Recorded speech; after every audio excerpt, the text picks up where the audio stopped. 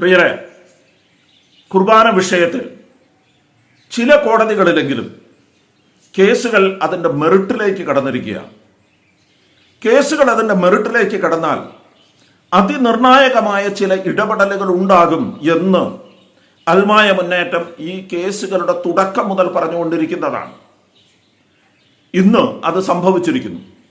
ഈ കഴിഞ്ഞ ദിവസം പെരുമ്പാവൂർ മുൻസിഫ് കോടതിയിൽ നിന്ന് ഇറങ്ങിയ ഉത്തരവ് അത് വ്യക്തമാക്കുന്നതാണ്. കിഴക്കമ്പലം ഫൊറോന വികാരിയായ ഫാദർ ഫ്രാൻസിസ് അരീക്കൽ പെരുമ്പാവൂർ കോടതിയിൽ സമർപ്പിച്ച ഒരു ഇടക്കാല അപേക്ഷയിന്മേൽ മുഴുവൻ ആളുകളുടെയും വാദം കേട്ടതിന് ശേഷമാണ് പെരുമ്പാവൂർ കോടതി ഉത്തരവിറക്കിയിരിക്കുന്നത്. Apostolic administrator, major archbishop, വാദികളായ ഈ MTNS കൽതായ വാദികൾ, അവരുടെ എല്ലാവരുടെയും വാദം കേട്ടതിന് ശേഷം കോടതി പറയുകയാണ്, നിങ്ങൾ സെൻട്രൽ ലിറ്റർജിക്കൽ കമ്മിറ്റി ഇവിടെ ചർച്ച ചെയ്ത് വത്തിക്കാനിലേക്ക് അയച്ച കുർബാന പുസ്തകവും വത്തിക്കാനിൽ നിന്ന് പാസാക്കി തിരിച്ചു വന്ന കുർബാന പുസ്തകവും കോടതിയിൽ ഹാജരാക്കണം. അതിൻ്റെ കാരണം, വത്തിക്കാനിലേക്ക് അയച്ച കുർബാന പുസ്തകത്തിൽ ഇന്ന് ഈ പറയുന്ന 50-50 കുർബാന എന്ന് പറയുന്ന സാധനം ഉണ്ടായിരുന്നില്ല എന്ന ഫാദർ ഫ്രാൻസിസ് അരീക്കലിന്റെ വാദമാണ്. അങ്ങനെ ഒന്ന് അതിലുണ്ടായിരുന്നില്ല. അങ്ങനെയെങ്കിൽ കോടതിയിൽ സമർപ്പിച്ച സ്യൂട്ട് ഡോക്യുമെന്റ് നമ്പർ 1 കുർബാന തക്സ അത് ടാമ്പേഡാണ്, അത് വെട്ടിത്തിരുത്തലുകളും കൂട്ടിച്ചേർക്കലുകളും നടത്തിയതാണ്, അത് കള്ളമായി ഉണ്ടാക്കിയതാണ് എന്നാണ് ഫാദർ ഫ്രാൻസിസ് അരീക്കലിന്റെ വാദം. ആ വാദം എതിർവാദികളുടെ മുഴുവൻ വാദങ്ങളും കേട്ട് ശരിയെന്ന് ബോധ്യപ്പെട്ടത് കൊണ്ടാണ് കോടതി അങ്ങനെ ഒരു ഉത്തരവിറക്കിയത്. 2021 ആഗസ്റ്റ് മാസത്തിൽ കൂടിയ സിനഡ് ഈ തീരുമാനമെടുക്കുമ്പോൾ വത്തിക്കാനിൽ നിന്ന് ഇങ്ങോട്ട് അയച്ച ഈ കുർബാന തക്സയിൽ ഇങ്ങനെ ഒരു സാധനം ഉണ്ടായിരുന്നില്ല, അത് കർദിനാൾ ആലഞ്ചേരിയുടെ ദുർവാശി കൊണ്ട്, പിടിവാശി കൊണ്ട് ബോധപൂർവം അതിനകത്ത് എഴുതി ചേർത്തതാണ് എന്ന് അൽമായ മുന്നേറ്റവും വൈദിക സംരക്ഷണ സമിതിയും നാളുകളായി പറഞ്ഞുകൊണ്ടിരിക്കുകയാണ്. അത് ശരിവെക്കുന്ന ഒരു ഉത്തരവാണ് ഇന്ന് കോടതി ഇറക്കിയിരിക്കുന്നത്. ആ ഉത്തരവിനെ ആ നാണയത്തിലാണ് അത് കാണേണ്ടത്. പ്രിയമുള്ളവരെ, അങ്ങനെ ഒരു ഉത്തരവ് പുറത്തു വന്നപ്പോൾ അതിനെതിരെ പിടിച്ചു നിൽക്കാൻ, ഒരു എക്സ്പ്ലനേഷൻ കൊടുക്കാൻ വേണ്ടി ബിഷപ്പ് തോമസ് എലവനാൽ, സെൻട്രൽ ലിറ്റർജിക്കൽ കമ്മിറ്റിയുടെ ചെയർമാനായ ബിഷപ്പ് തോമസ് എലവനാൽ ഇത് ഒരു കുറിപ്പ് പുറത്തിറക്കിയിരിക്കുന്നു. ആ കുറിപ്പാണിത്. ആ കുറിപ്പിൽ പറയുന്നതും ഇത് തന്നെയാണ്. ആ കുറിപ്പിൽ പറയുന്നത് ഒന്ന് ശ്രദ്ധിച്ച് കേൾക്കാം, ഞാൻ വായിക്കാം. As per the taxa of 1986 and 1989, the rubrics presuppose that the celebrant faces the altar during the celebration of Kurbana. 1986-ലെയും 1989-ലെയും കുർബാന തക്സയിൽ റൂബ്രിക്സ് പ്രീസപ്പോസസ് മുൻവിധിയോടുകൂടി കാണുകയാണ്. വൈദികൻ അൾത്താരയിലേക്ക് നോക്കിയാണ് നിൽക്കുന്നതെന്ന മുൻവിധിയോടുകൂടിയാണ് അത്രേ കാണുന്നത്, അല്ലാതെ അതിനകത്ത് എഴുതി വെച്ചിട്ടില്ല എന്നർത്ഥം. മനസ്സിലായല്ലോ? മുൻവിധിയോടുകൂടിയാണ് കാണുന്നത്. എന്നിട്ട് അടുത്ത വാചകത്തിൽ പറയുകയാണ്, it is specifically mentioned that the celebrant turns to the community at the prayer request and at the greeting of peace be with you, and again celebrant turns to altar. നോക്കൂ, ഇവിടെ ആ കുർബാന പുസ്തകത്തിൽ എഴുതി വച്ചിരിക്കുന്നത് പീസ് ബി വിത്ത് യു, സമാധാനം നിങ്ങളോടുകൂടെ എന്ന് പറയുന്ന സമയത്തും, പ്രയർ റിക്വസ്റ്റ്, നിങ്ങൾ പ്രാർത്ഥിക്കുവിൻ എന്ന് പറയുന്ന സമയത്തും വൈദികൻ ജനങ്ങളെ നോക്കുന്നു എന്ന് എഴുതി വെച്ചിട്ടുണ്ടത്രേ. എന്തുകൊണ്ടാണ് അങ്ങനെ എഴുതി വെച്ചത്? അങ്ങനെ എഴുതി വെക്കാൻ കാരണം, അന്ന് സീറോ മലബാർ സഭയിൽ 3 തരം കുർബാനകൾ നടക്കുന്നുണ്ട്. ഒന്ന് പൂർണ്ണമായി കിഴക്കോട്ട് നോക്കിയുള്ള പൂർണ്ണ കൽതായ കുർബാന. 2 ഈ 50-50 അഡ്ജസ്റ്റ്മെന്റ് കുർബാന. 3 പൂർണ്ണമായി ജനാഭിമുഖ കുർബാന.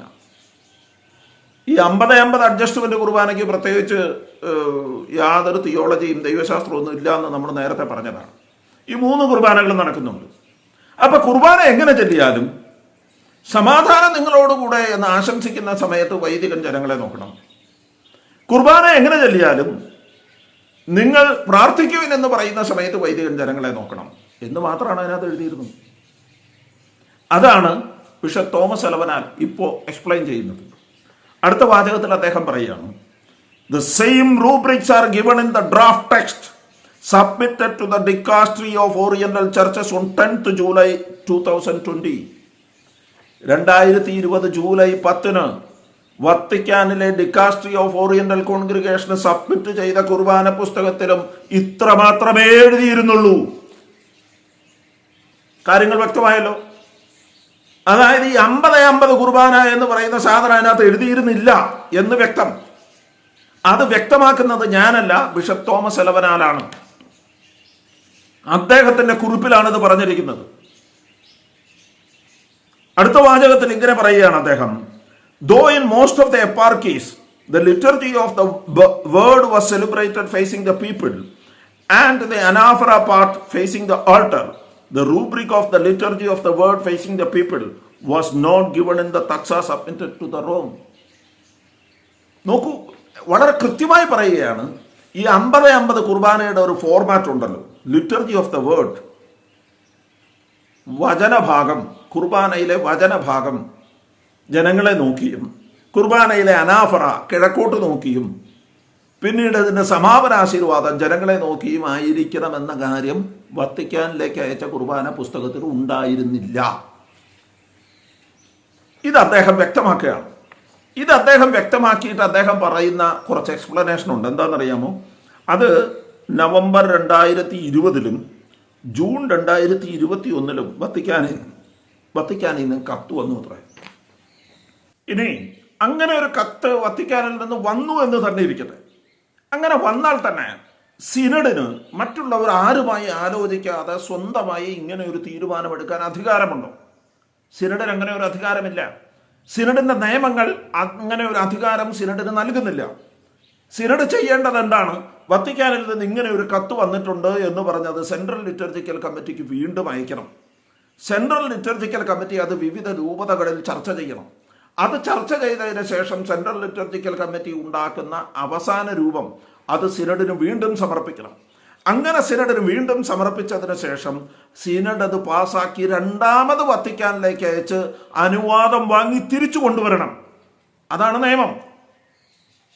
അല്ലാതെ കർദിനാൾ ആലഞ്ചേരിക്ക് ഒരു ദിവസം പെട്ടെന്ന് ഒരു സുപ്രഭാതത്തിൽ ഒരു വിളിയുണ്ടായി, ഒരു ഓൺലൈൻ സിനഡിൽ കയറി 50-50 കുർബാന തീരുമാനിക്കാം, അങ്ങനെ സീറോ മലബാർ സഭയിൽ ആകെ അസ്വസ്ഥതയുണ്ടാക്കാം എന്ന് കർദിനാൾ ആലഞ്ചേരിക്ക് തോന്നിയാൽ അങ്ങനെ ചെയ്യാൻ സീറോ മലബാർ സഭ എന്ന് പറയുന്നത് കർദിനാൾ ആലഞ്ചേരിയുടെ തറവാട്ട് സ്വത്തല്ലായിരുന്നു. അദ്ദേഹം സീറോ മലബാർ സഭയുടെ തറവാട്ട് കാരണവരുമല്ലായിരുന്നു. അദ്ദേഹത്തിന് കൈയേൽപ്പിച്ചു കൊടുത്തിരിക്കുന്ന അധികാരം ഉപയോഗിക്കാൻ അദ്ദേഹത്തിന്റെ മുന്നിൽ ചില നിയമങ്ങളുണ്ട്. ആ നിയമങ്ങൾ പാലിക്കാൻ കർദിനാൾ ആലഞ്ചേരിയും ഈ സീറോ മലബാർ സഭയിലെ മുഴുവൻ ബിഷപ്പുമാരും ബാധ്യസ്ഥരാണ്. തോന്നിവാസത്തിന് താന്തോന്നിത്തം കാണിക്കാൻ സിനഡിനെ ഉപയോഗിക്കുന്നതിന്റെ അനന്തരഫലം സിനഡിലെ ബിഷപ്പുമാർ അനുഭവിക്കാൻ പോകുന്നേയുള്ളൂ. അത് മാത്രമാണ് നിങ്ങളെ ബോധിപ്പിക്കാനുള്ളത്. കാത്തിരുന്ന് കാണാം. എല്ലാ കോടതികളും 2021 സിനഡിന്റെ തീരുമാനം അസാധുവാക്കുന്ന കാലം വിദൂരമല്ല. അൽമായ മുന്നേറ്റം ഇന്നുവരെ സത്യമല്ലാതെ മറ്റൊന്നും പറഞ്ഞിട്ടില്ല. ആ സത്യത്തിനു വേണ്ടി നിലപാടെടുക്കുകയും ഉറച്ചു നിൽക്കുകയും ചെയ്യും. സത്യം ജയിക്കുന്ന ഒരു കാലം വിദൂരമല്ല എന്ന് മാത്രം നമ്മൾ തിരിച്ചറിയണം. സത്യത്തിനു വേണ്ടി വീണ്ടും നിലനിൽക്കാം. നന്ദി.